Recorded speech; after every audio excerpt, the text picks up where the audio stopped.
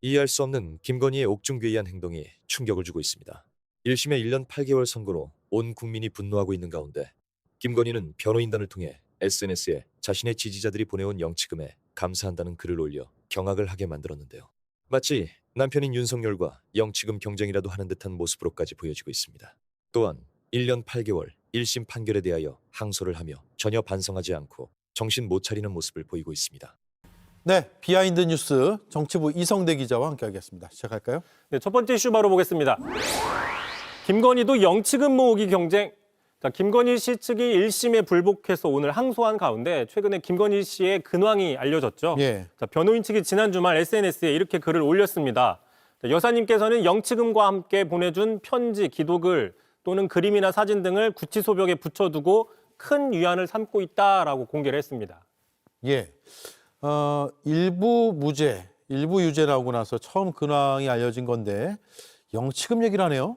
그렇습니다. 김 씨가 지난해 8월 구속이 됐었죠. 그 이후에 지지자들에게 감사하다거나 다시 남편과 같이 살 수 있을까 같은 입장들을 낸 적은 있는데 공개적으로 영치금을 언급한 건 사실상 처음이라는 분석이 있고요.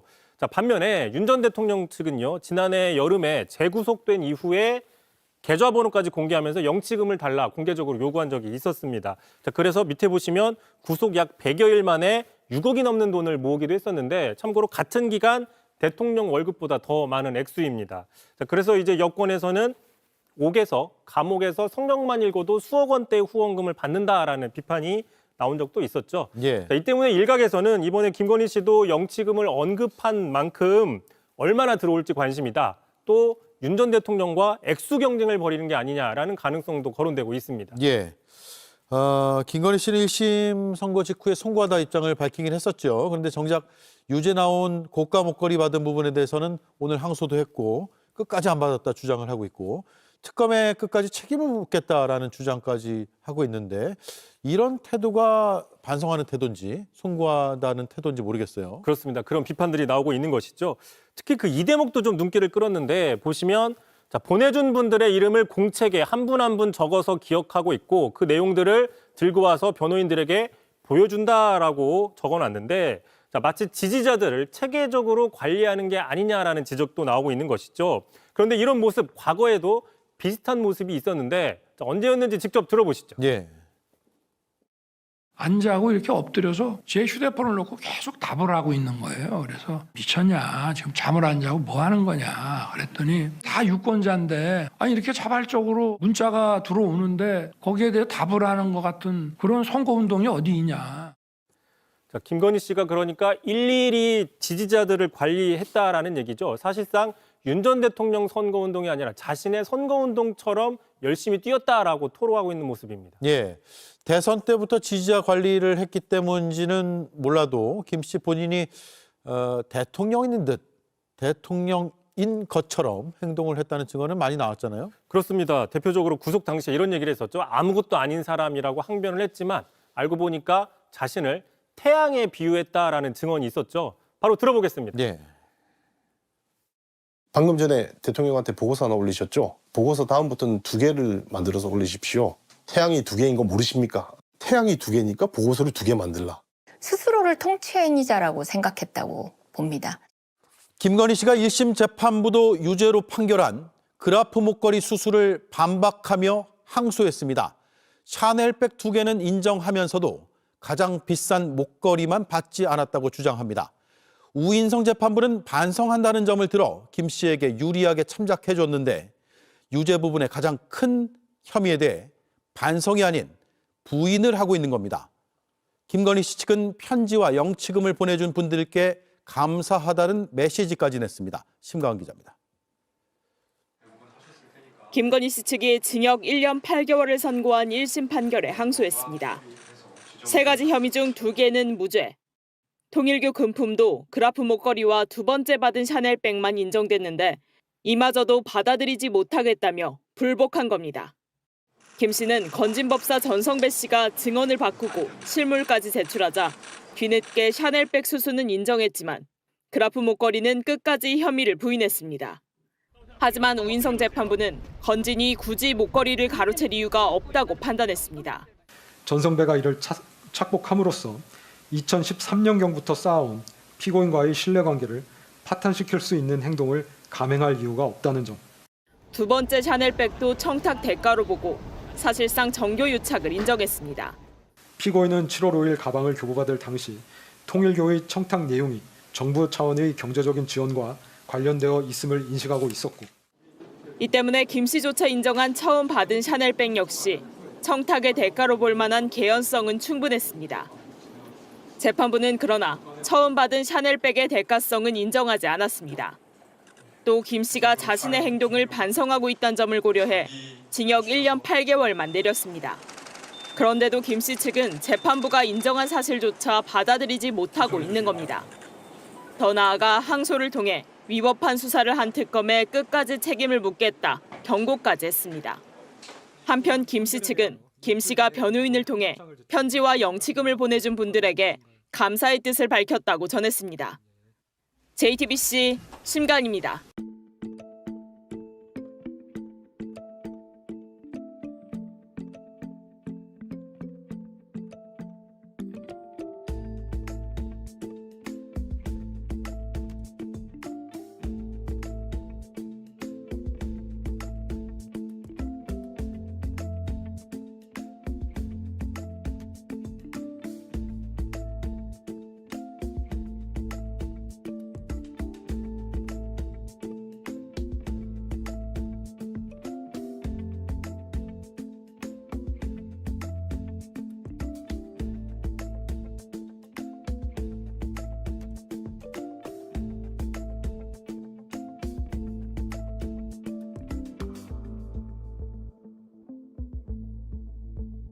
김건희 측에서 오늘 우인성 부장판사가 고맙게도 1년 8개월 징역을 줬잖아요. 그거 항소했습니다, 오늘. 요거는 변호사 측 이야기를 듣고 와서 이야기 나눠보도록 하겠습니다. 이재명 대통령께서 법원에서 무죄 판결을 하면 검찰이 잘못 기소를 한 것이지 왜 항소를 해서 다투냐라고 말씀을 하신 적이 있습니다. 이 말씀이 특정한 계층에만 해당하는 말씀이 아니고 모든 국민에게 공정하게 적용이 됐으면 좋겠습니다. 네. 일단 보면은 김건희가 1심에서 항소를 할까가 사실 이제 많은 분들의 관심사였는데, 왜냐하면 너무 적게 나왔잖아요. 무죄도 많이 나왔잖아요. 그런데도 했어요. 뭐라고 하면서 했습니까? 아니 근데 저는 이게 이제 1.8년이 나왔었잖아요. 예. 근데 본인도 죄 지은 게 많은데 1.8년이 나온 게 말이 안 돼서 생각한 거 아닐까요? 원래는 18년 나와야 되는데 1.8년 나온 거잖아요. 그러니까 내가 죄를 그동안 이렇게 많이 졌는데 왜 점이 하나 붙었지? 예. 본인도 이상해서 항소한 거 아니에요? 인사를 2번 하더라고요, 재판 때. 예.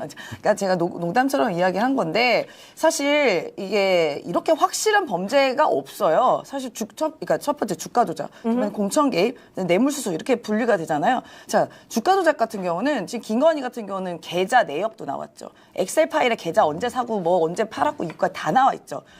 그 증권사 직원이랑 통화 녹취도 있고요. 나왔어. 네, 그다음에 뭐 더 많지, 뭐 증인도 있고, 네. 각종 공범들에 있는 예. 증인들도 있고, 그다음에 엄마랑 통정매매한 것도 있고. 그러니까 이렇게 확실한 주가 조작은 찾아보기가 어려워요. 증거가 있는 거는 대부분의 주가 조작 범죄는 다 이상매매 거래를 포착해서 그걸로 저희가 찾아서 금감원에서 고소해서 처벌을 받는 거거든요. 이렇게 증거 녹취 나오는 경우가 거의 없습니다.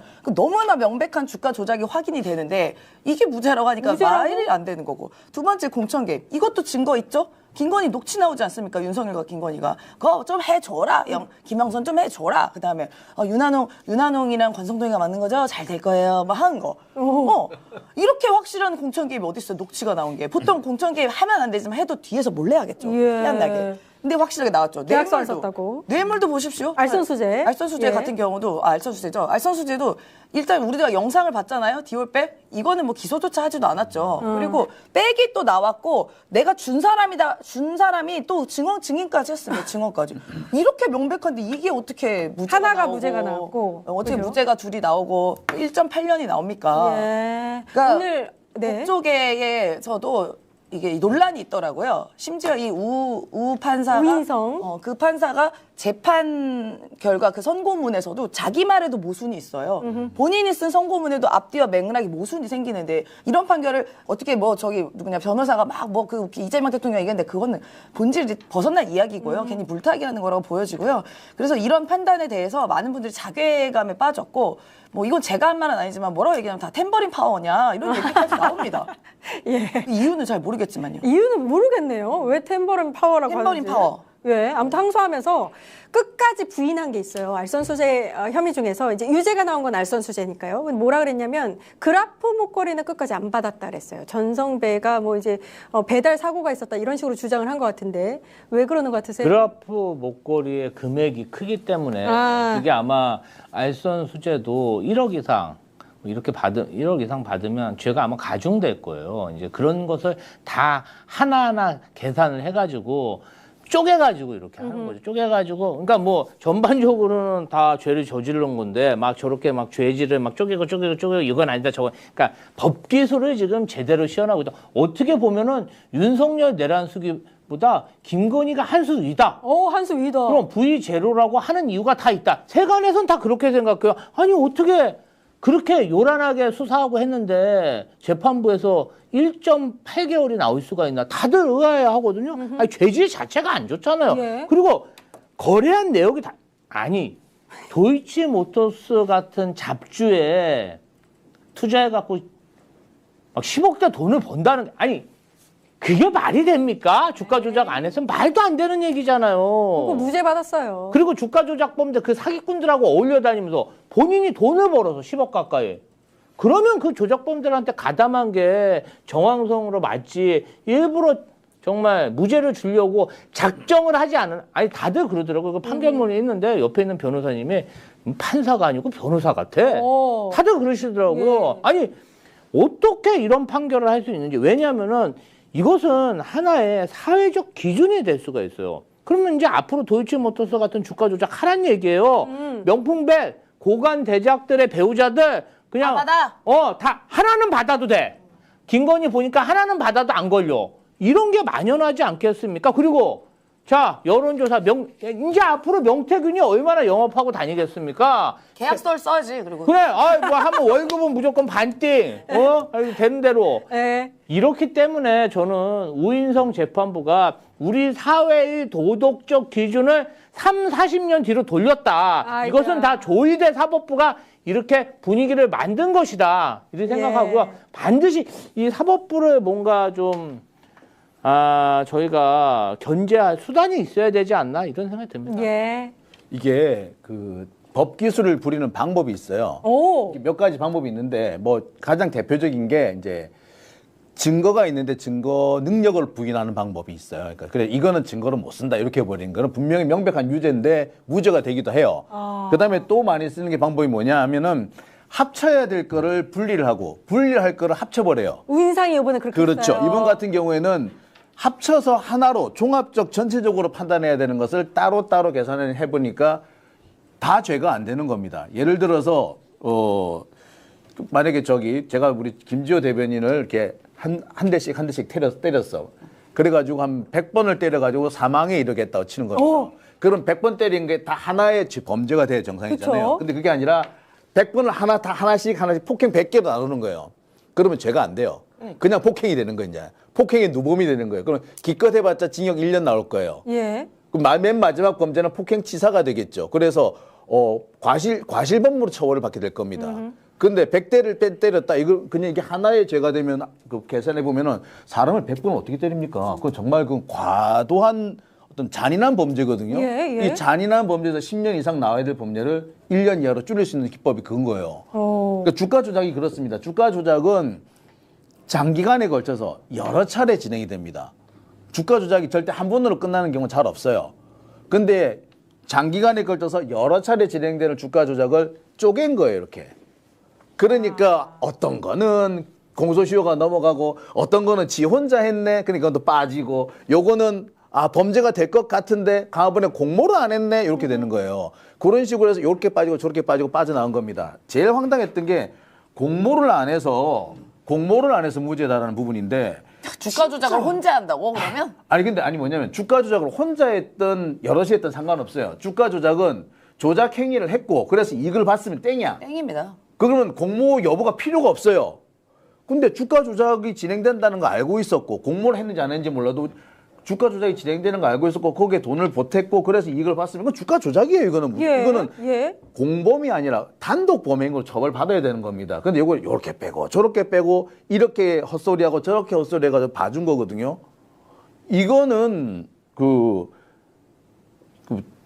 다 항소심 가면 뒤집어지는 정도가 아니라 완전히 이제 중형이 나올 거예요. 아주 처벌받아야죠. 예.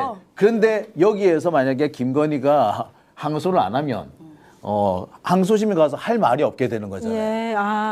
아무리 봐도 항소를 할 것 같으니까 그 특검 쪽에서 항소할 것 같으니까 야 우리도 항소를 이제 그냥 하자. 그러면서 그 괜히 시비를 건 거예요. 우리가 왜 항소를 했는가를 얘기를 해야지. 뭐 이재명 대통령 왜 그 특검에서 항소한 얘기를 왜 거기에 물고 넣겠습니까? 이유는 그건 거예요.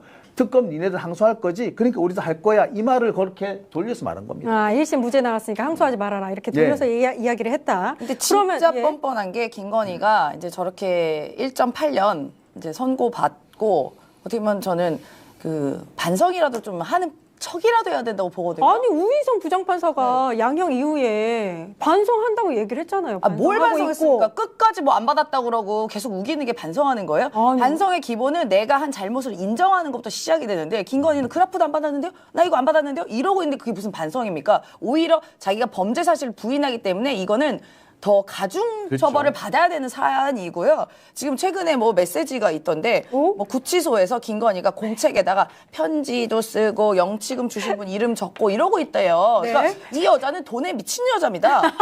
그러니까 지금 그 주가 조작해가지고 그렇게 돈을 벌었잖아요. 성대모사 좀 해보세요. 그러니까 뭐 영치금까지 지금 영치금 주시면 이름 정당 얘기 뭡니까? 여러분 영치금 빨리 나한테 보내주세요. 앵벌이 하는 거예요. 앵벌이 하고 있는 거예요. 왜냐 윤석열 때 한번 재미 봤거든. 윤석열 뭐 어떻게 해서 영치금 때문에 뭐 6억인가 영치금이 그래요, 맞아요. 감옥 재테크 제대로 했거든요. 감옥 재테크. 윤석열이 그러니까 그걸 봤어. 이런 좋은 사업 모델이 있었네라고 하니까. 김건희는 또 김건희는 또 놀지 않지, 쉬지 않지. 이 영치금 더하지. 야, 나는 더 불쌍하니까 나한테도 영치금. 그 영치금 준 사람 이름 적고 있다잖아. 그 말이 뭡니까? 그 윤석열한테 나한테도 재테크의 기회를 줘라고 하는 거가 진짜 뻔뻔한 여자예요. 아니 김건희 씨 그게 그렇게 고마웠습니까? 이름까지 적어서요 고맙다고 할 만큼. 난 돈 준 사람이 제일 좋더라고. 내가 왜 우리 아저씨랑 그렇게 살았는지 알아? 아유 내가 돈 번 거 그거 잘 감춰줘가지고 내가 우리 아저씨랑 잘 살고 그랬던 거지. 그래서 그런 거였어? 영치금 좀 보내주세요. 네. 1.8년 나와서 좋습니까? 난 18년 나올 줄 알았지. 나오더라고. 판사님 감사해요. 알겠습니다. 김건희 씨가 지금 항소장을 제출하지 않았습니까? 네. 그 그래프 목걸이 받은 것도 사실 아니다. 이거 안 받았다라고 주장을 하면서 사실 재판부 오인성 판사 같은 경우는 뭐 굉장히 반성하고 있다라고 하면서 이제 감형 사유를 들었는데요. 1년 8개월 너무 약하다라는 비판이 굉장히 많은데 항소심에서 다투면 어떻게 될 걸로 전망하십니까? 오인성 판사의 판결의 내용은 기존의 대법원 판결과 배치되는 것들이 너무나 많고 또 국민적인 상식에도 어긋난 것들이 많아서 저는 파기될 거라고 이제 생각이 되는데 지금 이제 서울고등에서 사무분담이 이제 서울고등법원 형사부 사무분담이 오늘 아니면 내일 나옵니다. 그럼 사무분담을 누가 할 것이냐. 이제 근데 서울고등 형사부에서 3년 이상 한 분들은 또 교체가 돼야겠죠. 그래서 그런 풀을 만든 다음에 목요일 날 판사회의에서 내란 전담 재판부를 구성할 거기 담당할 판사들을 이제 선정을 하게 되는데 제가 이제 좀 취재를 해보니까 추첨 아무도 지원을 안 하니까 아무도 지원을 안 해서 판사들이 원래 그렇습니다. 그래서 추첨 형식으로. 굳이 내란이라서 안 하는 게 아니라 모든 영역에서 다 비슷비슷합니까? 원래 판사들이 형사합의부 재판은 부담이 많이 되기 때문에 안 하려는 경향도 있고요. 그다음에 특히나 이제 내란 관련된 또 정치권이라든가 국민들이 주목하기 때문에 선뜻 나서겠다고 하는 분들은 없는 거로 알고 있고 다만 이제 그 사무분담상 형사 재판부로 대상이 된 분들이 공개된 자리에서 모여서 추첨을 하는 걸로. 추첨.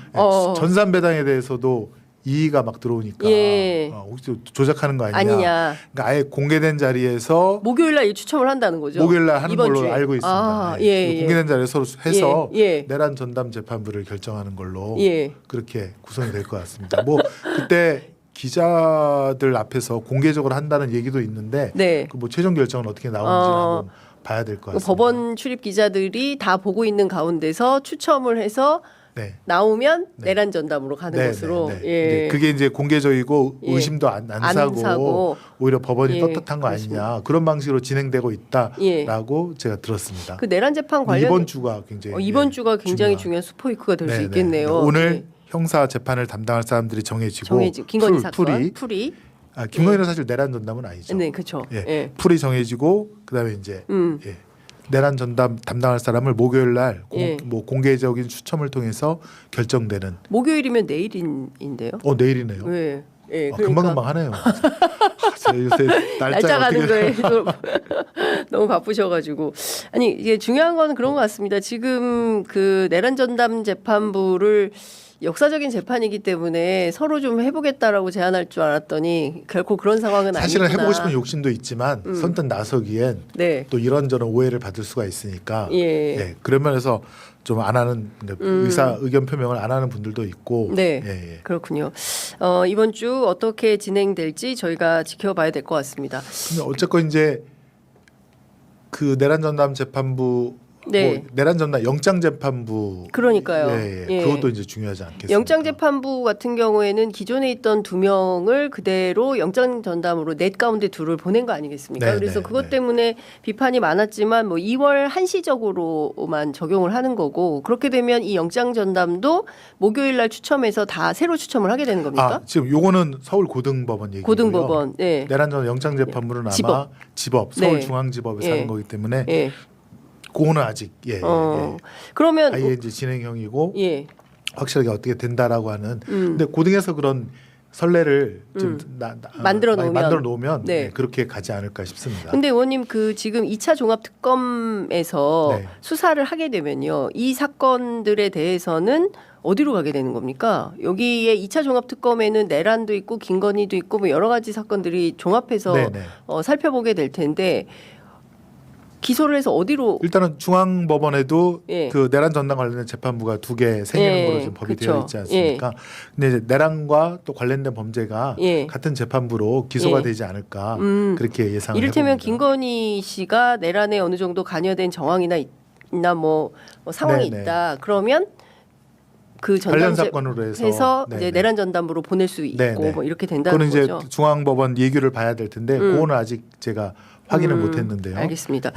그 2차 종합 특검에서 제일 적극적으로 들여다봐야 되는 거를 뭐 한 3가지 정도를 꼽는다면 1, 2, 3가 뭐가 될까요? 너무 많지만. 너무 많은데 뭐 외환 관련된 방첩사의 역할.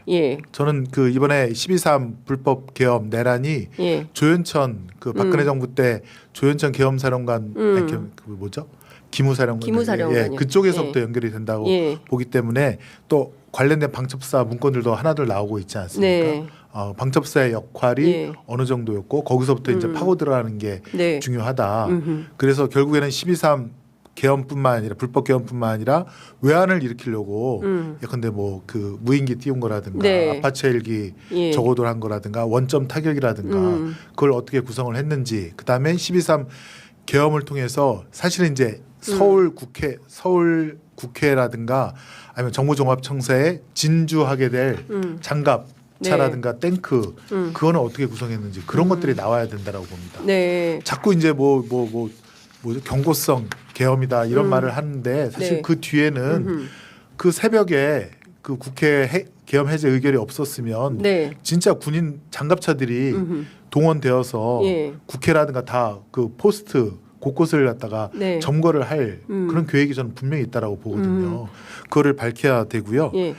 그래야 이제 윤석열이 사형이라든가 이런 것들이 확실하게 나올 것 같고 두 번째는 이제 역시 양평고속도로 문제라든가 그다음에 뭐 공흥지구 사건이라든가 또 창원산단 그러니까 김건희가 국정에 개입해서 어떤 그 국가적 사업을 비틀거나 혹은 그 국가적 사업에 관한 정보를 줘서 근데 창원 산당 같은 경우에는 명태균 씨라든가 관련자들이 네. 그 땅을 갖다가 미리 투기를 해서 사놓거나 뭐 이런 등등의 국정농단, 국정 개입은 반드시 밝혀져야 된다라고 보고 그다음에 뭐 가장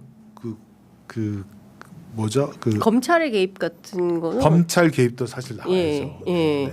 그러니까 사실은 비어 있는 큰 덩어리가 내란 과정에서 검찰, 네, 네. 국정원 이런 데가 구체적으로 어떻게 그렇습니다. 역할을 했는지 네, 네. 제가 그걸 부분에 대해서 깜빡했는데 사실 12.3 불법 개헌 관련해서 예. 검찰 예. 혹은 사법부의 수뇌부들이 그렇습니다. 얼마나 거기에 관여를 했고 예. 또 김건희의 비하폰으로 설마 혹시 뭐 통화 내역이라든가 네. 이런 것들이 꼭 밝혀져야 됩니다. 그래야 검찰개혁, 사법개혁에 어떤 동력이 더 확보가 된다라고 보여집니다. 어제 나온 방첩사의 민간인 사찰 블랙리스트 네, 관련해서도 되게 충격이지 않습니까? 네, 네, 그래서 네. 그 부분과 관련해서도 방첩사 같은 거는 이제 확실히 그냥 없애야 된다라는 국민적 네, 네, 여론도 네. 좀 있는 것 같은데요. 그렇습니다. 민주당 국회 차원에서 논의가 좀 진행될 수 있을까요? 뭐 방첩사는 아마 저기 누구죠? 안 국방장관께서 없앤다라고 예. 역사 속에 예. 사라지겠다라고 말씀을 하신 것 같고 예. 방첩사가 뭐 기회를 많이 줬죠. 이런 근데 어떤 또 내정 간섭이라든가 민간인 사찰 하지 예. 말라고 했는데 또 한 거 아닙니까? 그렇습니다. 예전에 이제 그 댓글 공작부터 해서 네. 그런 경고를 많이 줬는데 방첩사가 음지에서 하다 보니 또 어떤 그 윤석열의 뭐 신복처럼 일하다 예. 보니 그런 짓을 반복하게 되는 거. 근데 견제 장치가 없다는 거잖아요. 예. 근데 이제 말로는 없앤다 하는데 또 어느덧 보면 스멀스멀 또 이제 조직의 논리에 따라서 네. 이게 거의 그래서 지금 대신 편이 아니라 경찰에서 정보 수집 기능을 예. 부활하겠다라고 하는 논의가 있는데 네.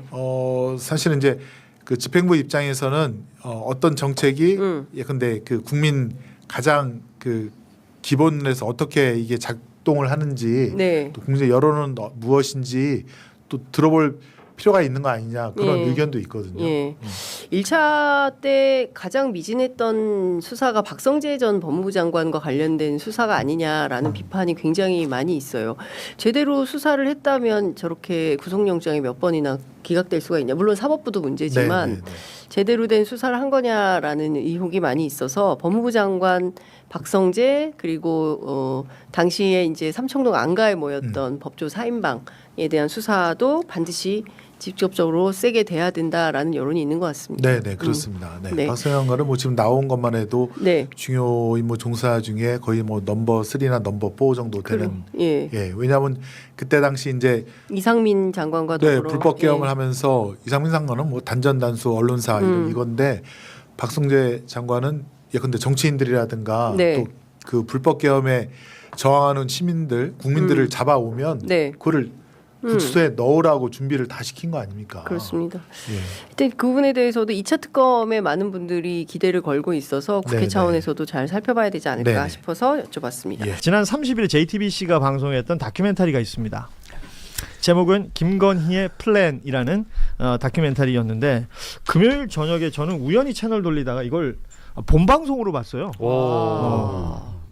그러니까 아는 내용이잖아요, 사실은. 그렇죠. 예, 아는 내용인데 그 현장을 취재했던 기자들의 입을 빌어서 공식화된 거죠. 예, 얘기를 하는 다큐멘터리였고요. 뭐 중간 중간에 뭐 재연 장면이라든지 그 방송용으로 인서트 컷이라고 하는데 상징적인 장면들을 이렇게 몇 개 넣는 게 있었는데 그 슬리퍼가 나왔어요. 왜냐면 호텔에서 슬리퍼 신고 들어와서 그거 충격적이었어요. 예, 자기가 이제 뭐 막 일장 연설을 했다.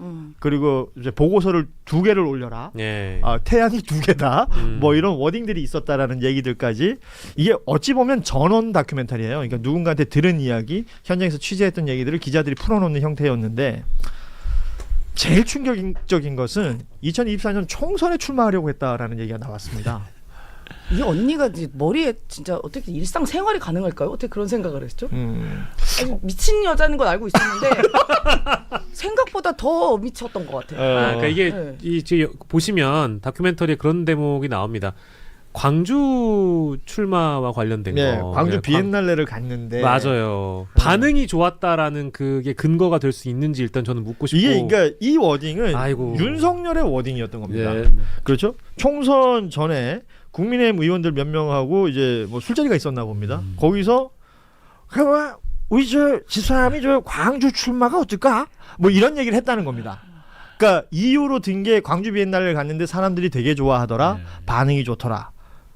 아니 그 정도면 출마를 생각합니까? 아니 그럼 다른 데도 출마하지. 어디 포항시장 가서 개 있잖아요. 꽃게 이렇게 번쩍 들었을 때 그 옆에 더 좋아했잖아요. 그러면 내가 갔는 데마다 반응 좀 거기 다 출마할 겁니다. 그러니까 순천 저 화보 사진 더 좋아했잖아요. 그 순천으로 출마해야 되는데. 저거 나 불렀어 오빠 저거 아니에요 저거 사진. 나 불렀어 오빠. 예. 개인 인스타그램이었죠 저거는. 어떻게 저렇게 사진 찍어? 아니 그러니까 강서구 그 김태우 전 구청장 그 재보궐 참패한 뒤에 그 뭐 위로 파티에서 나왔던 얘기 중에 하나였다고 하고요. 이번에는 김건희로 해볼까라는 얘기가 나왔다는 겁니다. 그리고 광주가 안 되면 강남 쪽 어떠냐. 뭐 이런 얘기를 진지하게 했다는 거예요. 제가 이제 그 V0라는 거를 이제 처음부터 그 확신에 차서 말씀드렸던 건 같이 일했던 후배들하고 이제 조용조용 식사 자리가 많이 있었잖아요. 그 안에 들어가서 일하고 뭐 또 그 언저리에서 일하는 멤버들이 그때 이제 보고서 2개 올린다는 얘기는 이제 워낙 많이 있었기 때문에 예, 많이 들었고. 그건 대선 캠프에서부터 그랬던 건가요? 캠프에서도 사실상 이제 보고는 계속 받고 캠프에 대한 각종 제가 이제 공개한 것도 몇 가지들이 있었죠. 그리고 전화 받다가 얼굴 시뻘개져서 이 전화기로 들리는 소리가 겉으로 들려 나오는 거의 얘기. 쌍욕 수준의 이게 나오면서 막 얼굴 빨개져 가고 뭐 이런 장면들을 쭉 말씀드렸었는데 뭐 캠프 때부터도 이제 그런 부분 깊숙이 관여하고 본인이 좌지우지하고 그러다 보니까 이제 주 종이 이제 바뀌고 윤이 굉장히 어떤 여성스러운 면이 있어요. 그런 보면 약간 동네에서 그냥 진짜 형 동생으로 만나면 그냥 괜찮았겠다 막걸리 정도 먹고 하면 그런 면이 있어요. 그러다 보니까 공사가 구별이 잘 안 되면서 어떤 자리에 만나면 말 우리 집사람이 막 하면서 아마 그런 아까 그 얘기 이런 거를 서스럼 없이 했을 거예요. 제 책에도 일부 이제 그런 에피소드를 써놓은 것들이 있는데 아마 굉장히 서스럼 없이 하면서 그런데 듣는 사람은 그에 대해서 아무리 농담처럼 해도 이걸 농담으로 받기가 어려운 면이 있잖아요. 대통령이 하는데 그걸 어렵잖아요. 이른바 제목이 힐건히 프로젝트였다는 거 아니야? 그러니까 클린턴 힐러리 클린턴을 굉장히 이제 좋아했다는 거 아닙니까? 그리고 하나의 모델로 삼았다는 거잖아요. 그러니까 아시다시피 힐러리가 클린턴 대통령의 영부인이었던 시절 그 이후에 오바마 정부에서 국무장관까지 하지 않습니까? 그리고 민주당이 대선 후보로 나오기까지 하고 그러니까 이 과정을 김건희라는 인물이 그걸 하려고 했다.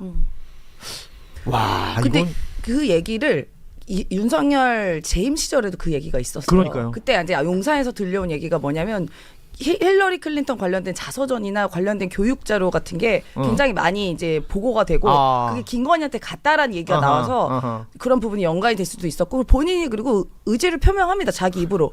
그때 옛날에 그랬잖아요. 우리 그 최재형 목사님이 디올백 주러 갔었을 때 그때 뭐 통일 대통령 얘기하면서 제가 통일을 할 거거든요. 제가 이제 결국 북한이랑 통일을 할 거거든요. 이렇게 얘기하잖아요. 그러니까 잘한다. 쥐가 뭔데 통일을 합니까? 쥐가 뭔데? 그러니까 그런 프로젝트를 하나씩 갖고 있었던 거고 그랬기 때문에 계엄을 한 거 아닌가. 왜냐면 본인의 힘으로는 안 될 걸 알아. 자기가 비호감이 엄청나게 세니까. 그러니까 나올 수는 있죠. 대한민국 국민은 누구나 선거에 나올 수는 있지만 이미 비호감이 많고 불법이 워낙 많으니까 본인이 나오게 되면 그 꿈을 실현하기가 어렵잖아요. 그럼 어떻게 해야 돼? 친위 쿠데타에서 윤석열 정권 계속 갖고 간 다음에 그렇게까지 연결이 된다. 연결이 되는 거죠. 그 언제쯤부터 이제 그게 확정적으로 좀 시작이 됐을까라고 보면 7시간 통화 있었잖아요. 이명수 기자와 그걸 이제 막기 위해서 엄청나게 노력을 했어요. 제 수기 노트도 공개도 그랬지만 막기 위한 여러 가지 회의, MBC에 가처분을 건다 뭐 등등등 여러 이제 공식적 또 비공식적 채널에서 이제 많이 그걸 하다가 막상 공개가 됐는데 엉뚱한 반응이 한편에서 나오는 거. 야, 막상 이거 공개되고 보니까 걸걸하고 뭐 산에 닿고 나름 괜찮네 하는 걸걸하고 그 황당한 이제 그 반응들이 나오니까 왜냐하면 1차로 MBC에서 공개가 됐을 때 주요 내용들은 다 빠지고 공개가 됐었잖아요. 맞아. 그리고 그 이후에 서울의 소리에서 풀 버전이 공개되고 나서 완전히 달라지는 거거든요. 예, 그렇죠. 예. MBC에서 처음 공개됐을 때 좋은 반응들도 있었다. 예, 한편에서 이제 그게 나오니까 이제 한편에 어떤 그런 프로젝트를 기획하고 하는 멤버들이 이제 있었다라고 보여지고요. 좀 전에 이제 통일 관련한 거는 제가 이건 몇 가지 루트로 듣고 또 추정을 해보면 이제 경색된 국면을 끌고 가다 남북 특사를 보내고 할 거 아니에요. 그럼 만약에 그때 그렇게 풀렸으면 특사로 틀림없이 김건희가 갔을 겁니다. 진짜 북한 가는군요. 예. 근데 정말 저는 이 그 다큐멘터리 보고 나서 우리가 확인할 수 있었던 거는 정말 윤석열은 아무것도 아니었구나라는 생각이었어요. 왜냐하면 아까 그 슬리퍼 얘기도 해주셨습니다만은 국무위원들 모아놓고 김건희 씨가 그때 당시 한다는 소리가 이 사람 빼고 우리끼리 따로 보자라는 얘기를 대통령 앞에서 그렇게 스스럼없이 한다라는 것, 그리고 이 사람 나 때문에 대통령 됐다라고 국무위원들 앞에서 그걸 자랑스럽게 얘기를 한다라는 점에서 국무위원들도 얼마나 황당했겠어요. 만약에 대통령이 당신 지금 뭐 하는 거냐라고 역정이라고 냈으면 국무위원들 나름대로 대통령이 그래도 아내분에게 할 말은 하는구나라고 생각했겠지만 그 당시 분위기가 그런 분위기가 아니었잖아요. 슬리퍼까지 끌고 와가지고 한다는 얘기가 우리끼리 따로 보자는 얘기를 어떻게 대통령의 부인이라는 사람이 할 수 있습니까? 그러니까 즉 대통령은 그러니까 윤석열은 그때 당시 아무것도 아니었다라는 걸 또 보게 되는 장면이죠. 그러니까 우리가 흔히 그냥 아주 일반인의 상식 속에서 생각해야 되는 그 모든 것들이 와장창 깨지는 장면들을 워낙 자주 봐왔지만, 그러니까 뭐 지금 이 상황이 되니까 더 많이 나온다. 그런데 이제 제가 하나 지적하고 싶은 것은 이 다큐멘터리가 왜 지금에 와서 공개가 될까? 그러니까 왜냐하면 현장 취재를 했던 기자들, 뭐 JTBC가 이제 같은 계열의 중앙일보도 있고 하니까 중앙일보 기자와 JTBC 기자들 대통령실을 출입했거나 아니면 정치부에 있었던 기자들이 주로 많이 나왔어요. 그들이 전언을 전하기도 하고 자신들의 취재 내용을 전하기도 했었는데, 글쎄 윤석열 임기 내에 벌어졌던 일이고 그것을 이미 알고 있었거나 그 내용들에 대한 일정 수준의 포착이 됐을 것인데, 그리고 지금 중앙일보가 유료로 연재하는 콘텐츠가 있습니다. 실록 윤석열 시대라고. 그것도 그 안에서 벌어졌던 일들에 대한 전언을 일종의 소설 형태로 쓰고 있는 거란 말이죠. 바이든 날리면 때 말이에요. 대부분의 언론들이 보여줬던 제 기준에서는 비겁함이 있어요. 맞아요.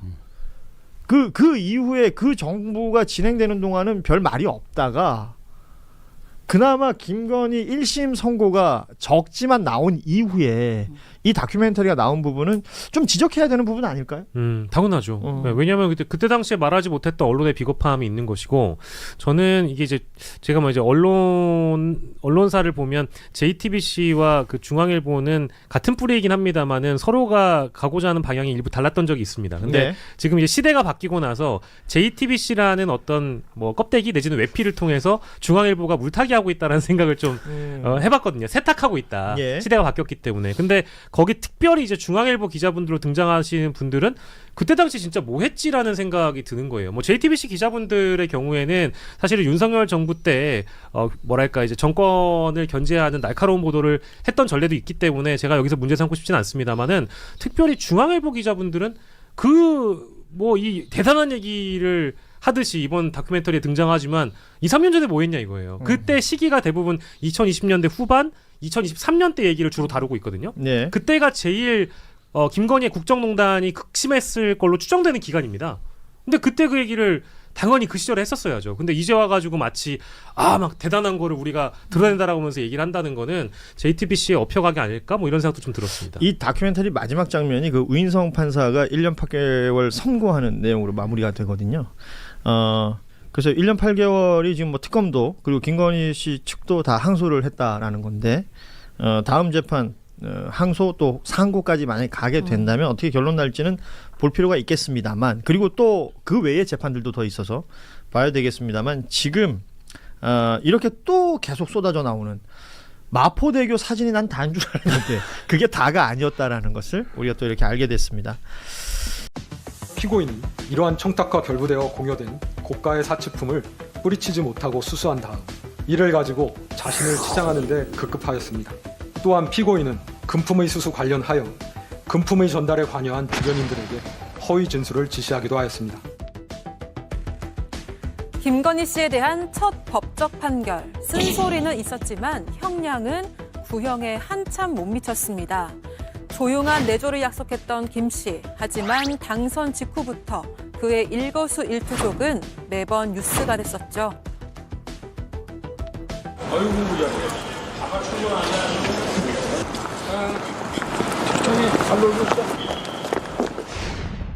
스페인은 이 벨라스케스의 고향이자 현대미술 창시자 중에 하나인 피카소의 아주 본국으로 아주 전 세계적으로 유명합니다. 국정을 좌우한 V제로 김건희의 위상 훼손이 걱정될 정도의 형량. 민주당은 이렇게 비판하고 나섰습니다. 법조계에서는 부정청탁 꼼수를 알려줬다는 우려도 나옵니다. 빌드업이라고 해야 되나? 속된 말로 청탁 의도를 숨긴 채 그 금품을 계속 건네다가 마지막 청탁 과정에서만 아무런 금품을 건네지 않으면 이거는 뭐 김건희 씨처럼 전부 무죄도 받을 수 있다. 그런 어떻게 보면 지침을 준 거나 다름이 없습니다. 통일교 금품 수수 혐의만 일부 유죄, 징역 1년 8개월 선고, V제로의 1심 결과 후폭풍이 거셉니다. 예, 징역 1년 8개월. 먼저 김용남 의원의 총평부터 좀 들어볼까요?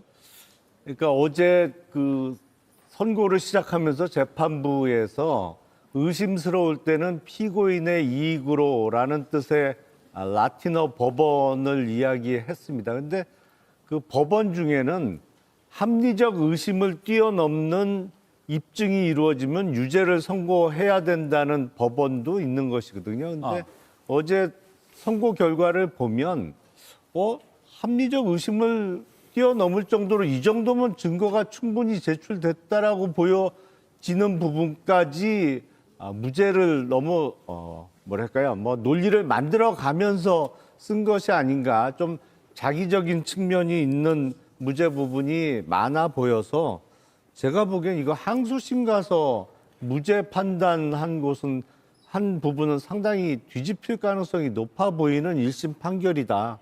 이렇게 생각이 되고, 그리고 일부 유죄를 선고하면서 내린 형량이 1년 8개월인데 이거는 사실상 이게 이제 기소된 죄명은 공무원 신분이 없다 보니까 알선수재입니다만, 지난 윤석열 정부에서 김건희 피고인은 우리나라 어떤 최고위 공무원보다도 더 막강한 권력을 휘둘렀던 점에 비춰보면 이 형량도 좀 형평성에 어긋나는 것이 아닌가라는 생각이 듭니다. 예, 어제 1심에서 무죄 부분이 항소심에서는 상당히 많이 유죄로 뒤집힐 것 같다라고도 전망해 주셨습니다. 홍석준 의원님. 네.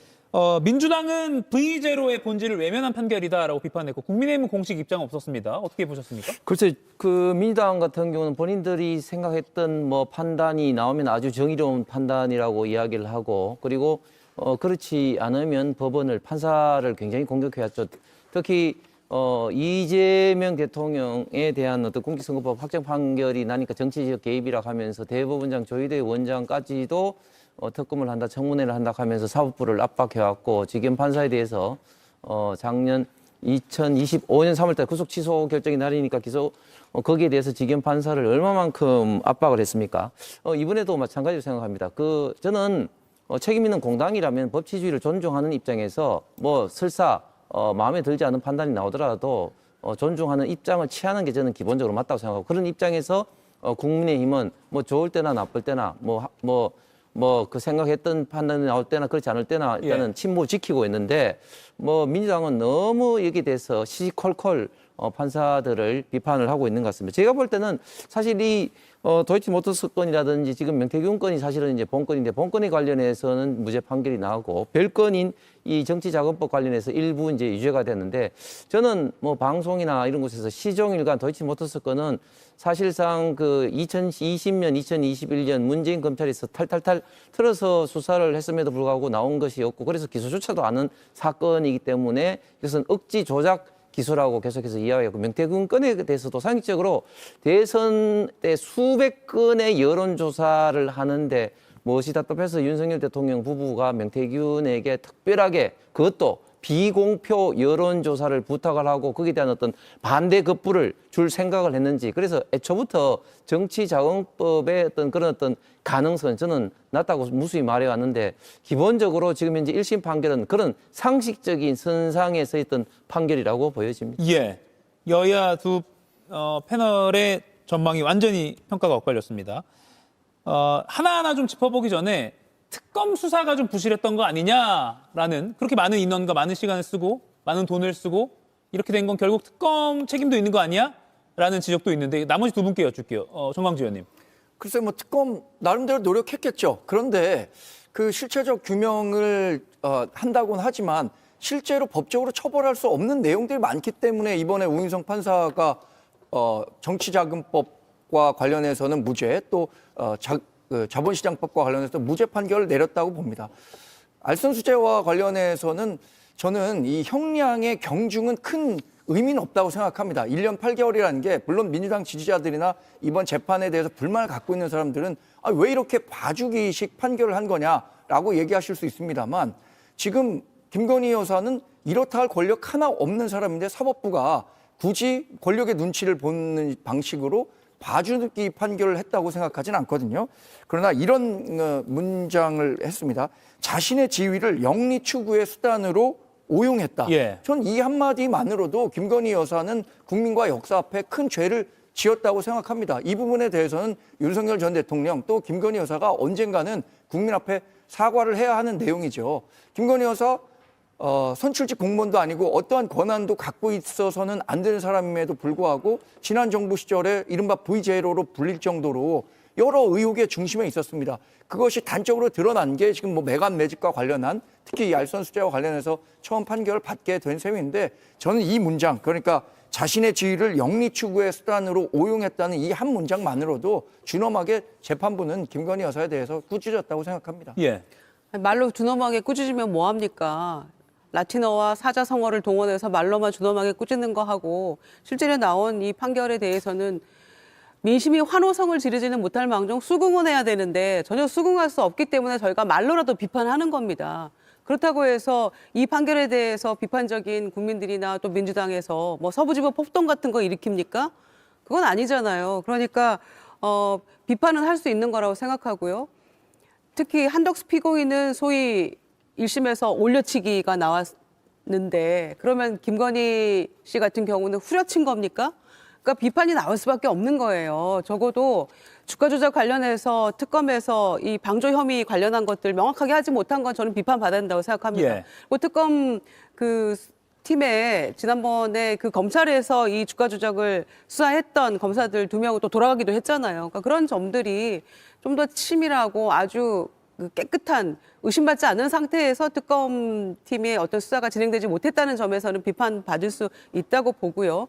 특히 방조 혐의 관련해서는. 예. 그러나 이 지금 1심 재판부에서 국민들이 누구나 알고 듣고 우리가 그동안 숱하게 들었던 녹취록과 증거들은 다 어디로 간 것인가라는 점에서는 격앙될 수밖에 없는 것이고, 날씨 추우니까 열나라고 이렇게 1심 재판부가 도와주는 건지는 모르겠습니다만은 적어도 고개를 끄덕이면서 그 정도면 됐다라고 할 수 있어야 되는 거 아닙니까? 법조인들 대부분 5년에서 10년은 나올 거다, 적어도. 그렇게까지 예측을 했는데 완전히 비껴난 예상이고, 하나하나 뜯어볼수록 재판부의 어떤 설명이 도무지 이해 안 되는 것들이기 때문에 비판은 불가피한 상황인 거죠. 예, 오늘 아침 주요 신문의 사설 제목을 좀 가져와 봤는데요. 한번 보여주시죠.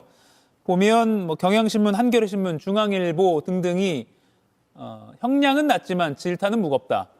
봐줄 결심했나? 또 고작 1년 8개월이라니, 이런 제목이 있었습니다. 왜 이런 지적이 나오는지를 하나씩 살펴보겠습니다. 우선 도이치모터스 주가 조작 혐의 무죄가 나왔죠. 여기에 대해서 김태훈 대전고검장, 이게 이 사람이 1차 수사를 했던 그 수사팀장이었죠. 게시판에 이렇게 올렸습니다.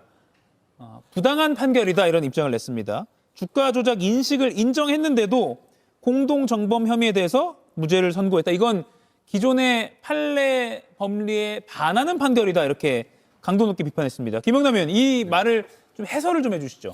그러니까 어제 1심 판결도 김건희 피고인이 다른 도이치모터스 주가 조작 공범들이 주가 조작을 하고 있다는 거는 알고 있었다라고 인정을 했어요. 예. 근데 알고는 있었는데 김건희 피고인은 자기 나름대로 자기 계좌로 따로 주식 거래를 한 거다. 그래서 공범 관계는 인정 안 된다. 뭐 이런 취지로 무죄를 썼는데, 저도 의문입니다. 그게 가능한가? 그리고 사실은 이른바 7초 매매라는 게 있거든요. 예. 그 이미 유죄 확정된 주가 조작의 공범들이 그 매도해달라고 전에 주삼 뭐 이런 메시지를 자기네들끼리 주고 받은 거는 확인이 됐고, 예. 그리고 그 메시지가 전달되고 7초 만에 당시 김건희 피고인이 실제로 그 물량을 그 가격에 매도 주문을 직접 내거든요. 예. 그러면 이거는 행위 분담이 있었다고 보는 게 맞아 보이거든요. 그러니까 각자의 역할대로 뭐 한쪽에서는 사는 역할, 파는 역할, 그리고 정해진 가격에 물량을 이렇게 주문 내면서 주가 형성을 해 나가면서 만들어가는, 그러니까 그야말로 주가를 만들어가는 주가 조작의 한 기능을 담당했다고 보는 게 맞는 것 같은데, 예.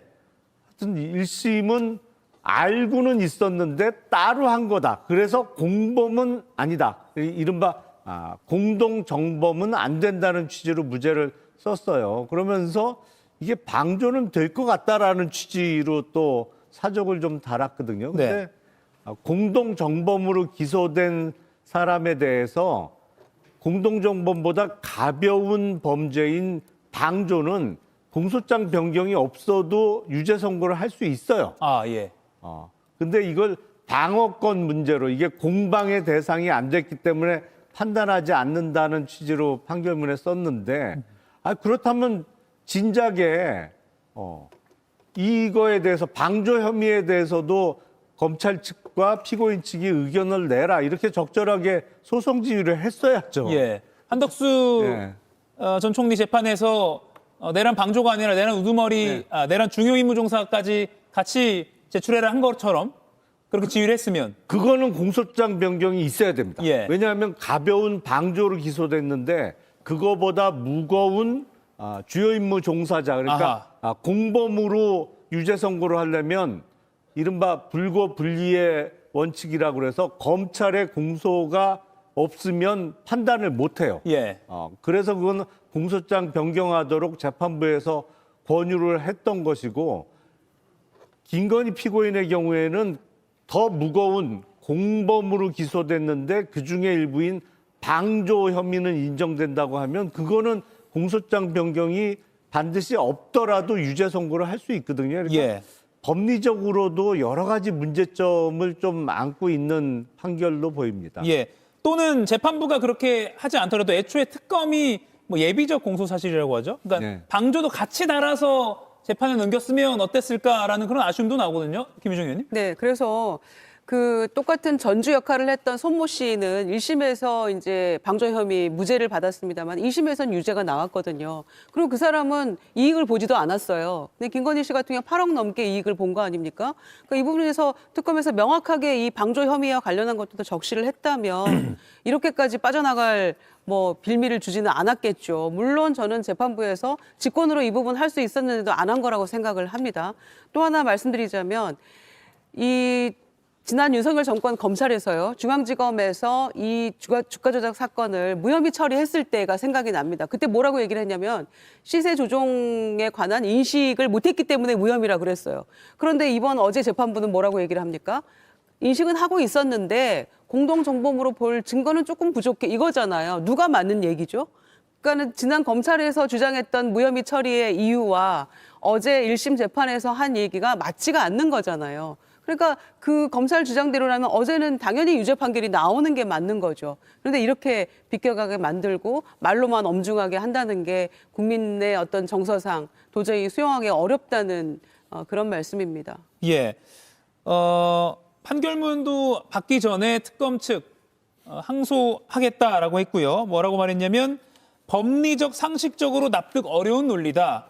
양형 판단도 매우 미흡하다. 항소 예정이다. 이렇게 말했습니다. 상당히 특검 저희가 여러 차례 뭐 입장문도 그리고 문자로 언론에 배포된 그런 입장 많이 받아봤지만 꽤나 높은 수준의 어떤 항의 또는 강력한 반발이라고 표현해도 될 정도의 문구였습니다. 홍석준 의원님. 네. 그러면 특검 바로 방조 성립 여부를 항소심에서 다툴 거라고 보세요? 그렇겠죠.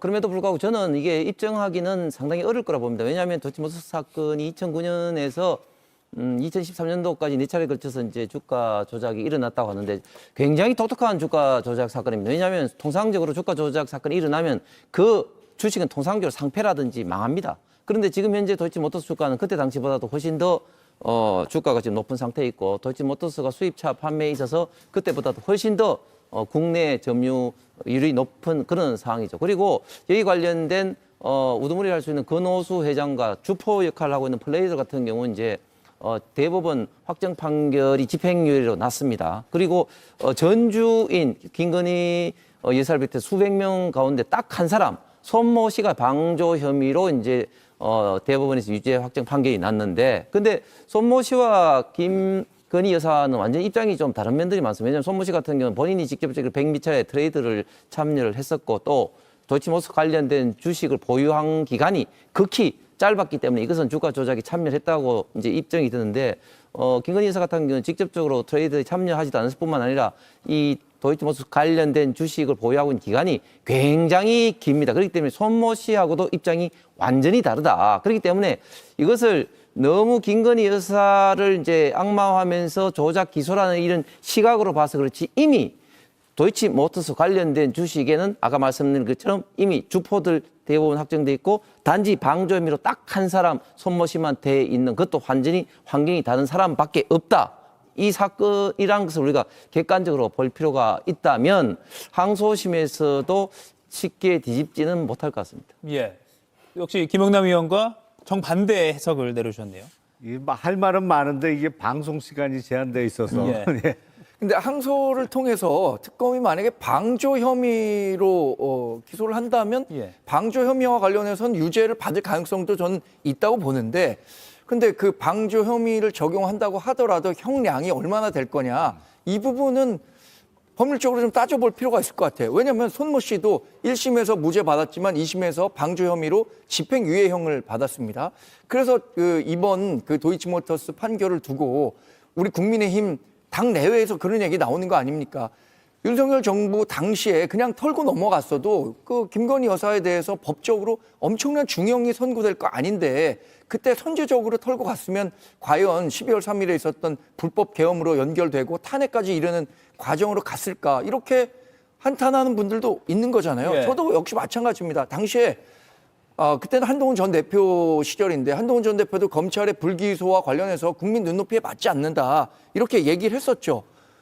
그런데 그것이 결과적으로 이루어지지 않아서 지금의 상황까지 온 데 대해서는 굉장히 유감이죠. 예. 아니 그러니까 윤석열 정부에서 당연히 아무리 현직 대통령의 영부인이라도 잘못한 게 있으면 기소를 했어야 되는 건 뭐 틀림없는 사실이죠. 근데 주가 조작과 관련해서 방조 혐의는 아마 항소심이 열리더라도 특검 측에서 이른바 예비적 변경이라고 그래서 주된 거는 공범으로 여전히 주장을 하면서 이거에 대해서 다시 심리해달라고 하면서 혹시 공범이 인정 안 되면 이제 방조 혐의에 대해서 검토해달라고 그렇게 공소장을 바꿀 거예요. 그러니까 여전히 공범이 다른 재판부의 판단에 의하면 방조보다는 공범의 성립 가능성이 높아 보여요. 예.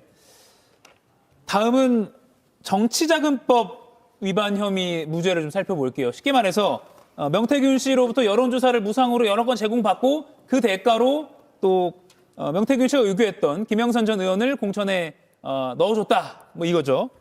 많은 분들이 알다시피 또 저희가 여러 번 이 방송에서도 재생해드린 그 말이 많네 그거 한번 다시 들어보고 이야기 나눠보겠습니다. 김영선이 경선때도 열심히 뛰었으니까 그거는 김영선이 좀 해줘라 그랬는데 거기가 말이 많네. 진짜 평생을 잊지 않겠습니다. 고맙습니다. 예. 권성동하고 저기 윤한영이가 반대하더만 보니까 그렇죠? 예, 그럼 당선인이 뜻이라고 그렇게 해야 된다고 윤상현 아빠가 했는 것 같더라고요. 네네네. 그렇게 할 때가 너무 걱정하지 마세요. 잘 될 거예요. 예, 김영남 의원님. 네. 그런데 재판부는 이 발언들을 당연히 뭐 증거 조사했을 것이고 그런데 공천 개입을 입증할 만한 것이 없다라고 어제 판단했거든요. 그러니까 사실상 공천 개입 없었다라고 했는데 이 부분은 조금 복잡한데 예. 일단 재판부는 명태균 씨가 한 여론조사를 어떤 이익이라고 보질 않았어요. 그러니까 윤석열, 김건희 부부의 이익이 아니라 그 여론조사 결과를 본 사람이 그 두 사람 말고도 더 많이 있다. 예. 그래서 전속적인 이익이 같다고 보기 어렵다라는 판단을 했는데 일단 그게 비공표 여론조사라도 그걸 갖고 무슨 SNS 메시지를 만들고 돌리고 더군다나 대선 캠프에서는 봤죠. 실제로 당시 당대표나 뭐 여러 사람이 봤죠. 두 사람만 볼 것 같으면 그 여론조사를 안 했겠죠.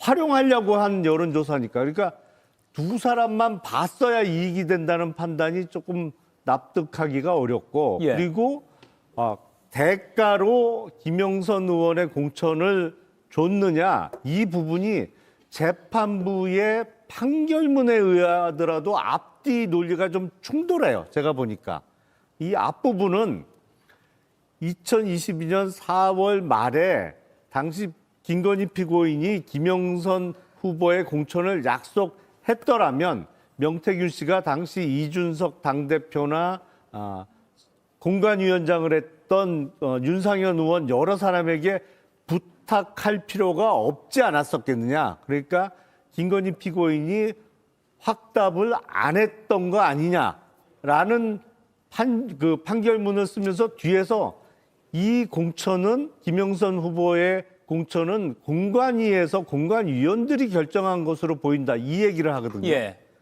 그러니까 앞부분은 김건희 피고인이 결정적으로 공천의 결정권을 갖고 있다라고 전제할 때 가능한 얘기거든요.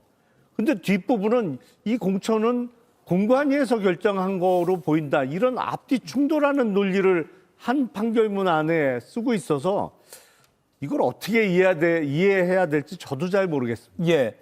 공관위원들이 투표로 김영선 전 의원 공천을 한 걸로 보인다 이렇게 그 문장이 들어가 있더라고요. 네. 지금 다시 말씀드리지만 사실은 이제 그 대선 때는 수없이 많은 여론조사가 있습니다. 그래서 비공표용 여론조사는 사실상 크게 도움이 되는 것도 아닙니다. 그런데 좀 전에 김 의원이 말한 것처럼 비공표 여론조사를 SNS 돌린다? 그거는 위법이죠. 그렇게 될 리가 없죠. 그렇게 할 수도 없는 상황인 거죠. 그다음에 지금 조금 전에 그 통화도 나왔지만 대통령이 공관위에 이야기했다는 것은 김영선 전 의원이 열심히 뛰었길래 한번 이야기했다는 거 아닙니까? 그렇기 때문에 이게 대통령이 말한 게 공관위에 어떤 영향을 미친지도 사실은 애매모호하지만 특히 대통령이 전화한 것도 김영선이가 열심히 본인의 선거운동에 뛰었다. 그런 것을 명백하게 한 것이지 어떻게 그 명태균의 이런 어떤 여론조사를 가지고 그 대가로 추천을 해줬다는 그 입증이 되겠습니까? 그 말이 안 되는 것이 그렇기 때문에 제가 모두에도 말씀드린 것처럼 이런 어떤 비공표용 어떤 여론조사 때문에 고마워서 그런 어떤 공천을 부탁했다? 그거는 정치를 좀 아는 사람이라면 상식적으로 저는 말이 안 된다고 봅니다. 예. 역시 이것도 토론을 많이 해봐야 될 것 같은데 세 번째. 샤넬백 이야기를 할 시간이 좀 필요하기 때문에요. 샤넬백으로 넘어갈게요. 똑같은 사람한테 같은 브랜드 백을 처음 해주고 3개월 후에 또 줬습니다. 그런데 처음 거는 무죄였고요. 두 번째 거는 유죄였습니다. 김유정 의원님. 네. 그러다 보니까 앞서 저희가 영상에서도 봤지만 청탁 꼼수를 알려준 셈이다 이런 비판이 나오더라고요. 그렇죠. 뉴욕 전 법무부 감찰관이 얘기하신 대로 점점 이제 액수가 불어나는 거 아닙니까? 크레센도가 되더라고요. 처음에는 샤넬백 800만 원짜리, 그다음에 1200만 원짜리, 그라프 목걸이 6천만 원짜리 이렇게 점점 비싸게 올라갑니다. 예. 그런데 지금 재판부의 그 주장대로라면 처음에 샤넬백 800만 원짜리 줄 때는 딱히 청탁이나 이런 걸 한 거 없었다잖아요. 그렇기 때문에 그건 무죄라는 거잖아요. 그리고 두 번째, 세 번째 1200만 원짜리, 6천만 원짜리 그라프 목걸이 할 때는 뭔가 청탁이나 얘기가 있었기 때문에 이것은 이제 유죄로 본다라는 거잖아요. 이게 말이 됩니까? 처음에 대통령 그 당선인 신분이었을 때 그 대통령 부인에게 뭔가 소위 라포 형성을 하기 위해서 또 청탁을 하기 위한 어떤 그 빌드업 과정에 있었던 것이지 어느 날 갑자기 6천만 원짜리 그라프 목걸이를 주면서 통일교에서 필요한 게 이거니까 이걸 도와주세요. 이렇게 할 수는 없는 거잖아요. 그렇기 때문에 처음에 앞부분에 다 이제 그 비싼 그 뭐 뇌물성 어떤 그 명품을 선물들을 주고 나서 마지막에 그냥 그 주지 않고 부탁하면 그건 무죄냐 지금 이렇게 되는 거잖아요. 또 한편 생각하면 1억짜리들을 쭉 선물을 주다가 마지막에 100만 원짜리를 주면서 청탁을 하면 부탁을 하면 100만 원에 대해서만 그러면은 유죄가 된다는 얘기입니까? 그러니까 재판부의 얘기를 아무리 뒤집어 생각해도 이건 도저히 이해가 안 되는 설명이라서 어디서 이렇게 신박한 논리를 국리를 했을까 저는 이런 생각까지 들었습니다. 정광재 의원님 이 부분 어떻게 보세요? 그래서 재판은 증거와 법리 또 법리는 법과 양심에 따라서 적용한다고 돼 있잖아요. 이 부분과 관련해서는 우인성 재판부가 고심을 많이 한 것 같습니다. 그래서 청탁과 대가성이 있느냐 없느냐를 굉장히 엄격하게 구분해서 첫 번째는 통상적인 인사라고 봤고 그 이후서부터는 실제로 통일교와 관련한 민원을 해결하는 요청이 있었기 때문에 알선수재 혐의로 판결한 겁니다. 이 부분과 관련해서 계속해서 민주당이 문제를 제기한 것 가능하다고 생각하는데 그렇다면 특검을 통해서 항소를 통해 다시 한번 판결을 받아보면 되는 거고 이 직전 얘기로 들어가면 국민의힘의 공천과 관련해서 처음부터 특검이 이거 무리하게 법 적용한 겁니다. 재판부가 왜 이런 판결을 냈느냐에 집중할 것이 아니라 왜 특검이 무리한 법 적용을 통해서 이렇게 정치적으로 기소했느냐 이 부분과 관련해서도 문제를 제기해야지 재판부에만 자꾸 문제를 제기하는 것은 전 바른 태도는 아니라고 생각합니다. 그런데 지금 이제 첫 번째 샤넬백에 대해서 무죄를 선고한 재판부의 논리라면 대단히 위험해요. 그 샤넬백 받을 때 이미 대선에서 승리한 곧 대통령의 취임할 사람의 배우자 신분이었잖아요. 김건희 피고인이. 예. 그러면 명시적인 뚜렷한 청탁 없이 이른바 당선 축하 명목으로 800만 원짜리를 주던 뭐 8억짜리를 주던 무죄란 논리예요. 근데 청탁이라는 거는 아주 구체적으로 뭐 어떤 사안을 해결해 주십시오라는 것뿐만 아니라 이른바 묵시적 청탁도 있는 겁니다.